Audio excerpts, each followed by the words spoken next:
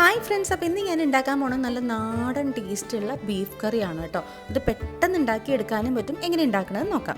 ഒരു ചട്ടി അടുപ്പത്ത് വെച്ചിട്ടുണ്ട്. അത് ചൂടാകുമ്പോൾ കുറച്ച് വെളിച്ചെണ്ണ ഒഴിച്ചു കൊടുക്കേണ്ട. അപ്പോൾ എണ്ണയ്ക്ക് ഒന്ന് ചൂടായി വരുമ്പോൾ അതിലേക്ക് കുറച്ച് ഒരു അര ടീസ്പൂൺ പെരിഞ്ജീരകം, പിന്നെ 3 ഏലക്ക, 3 ഗ്രാമ്പും, ഒരു ചെറിയ കഷ്ണം പട്ട ഇട്ട് കൊടുക്കുന്നുണ്ട്.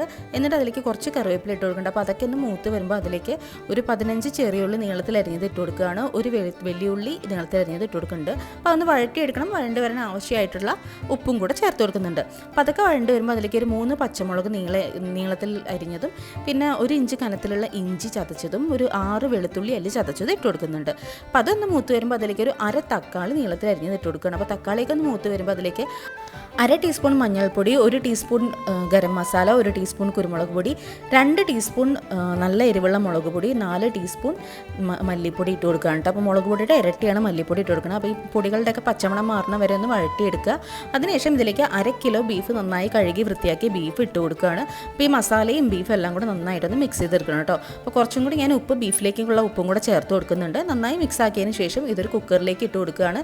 ഇനി നമ്മളിതിൽ ആവശ്യത്തിന് വെള്ളം ഒഴിച്ചിട്ട് കുക്കറിലിട്ടാണ് വേവിക്കുന്നത് കേട്ടോ. അപ്പോൾ ഞാൻ ആ ചട്ടി ഉണ്ടല്ലോ, നമ്മളിത് മസാല ഉണ്ടാക്കി, അപ്പോൾ ആ ചട്ടിയിൽ കുറച്ച് വെള്ളം ഒഴിച്ചിട്ട് അര ഗ്ലാസ് വെള്ളം ഒഴിച്ചിട്ട് അതൊന്ന് കഴുകി അതൊന്ന് ഇതിലേക്ക് ഒഴിച്ചു കൊടുക്കുകയാണ്. ഇനി ഞാനൊരു 6 വിസിൽ അടുപ്പിച്ചിട്ടുണ്ട് കേട്ടോ. അപ്പോൾ ഒരു 4 വിസിലൊക്കെ അടിച്ചതിന് ശേഷം ഒന്ന് തുറന്നു നോക്കി, ഇടയ്ക്കും തുറന്നു നോക്കി ഒന്ന് നോക്കുക കേട്ടോ, വെന്തോ ബീഫ് എന്നുള്ളത്. അപ്പോൾ ഓരോ ബീഫിനനുസരിച്ചിട്ടുള്ള വിസിലിൻ്റെ ഇത് മാറും. അപ്പോൾ നമ്മൾ കിടിലൻ ടേസ്റ്റുള്ള ബീഫ് കറി റെഡി ആയിട്ടുണ്ട്. എല്ലാവരും ട്രൈ ചെയ്ത് നോക്കുക. Thank you.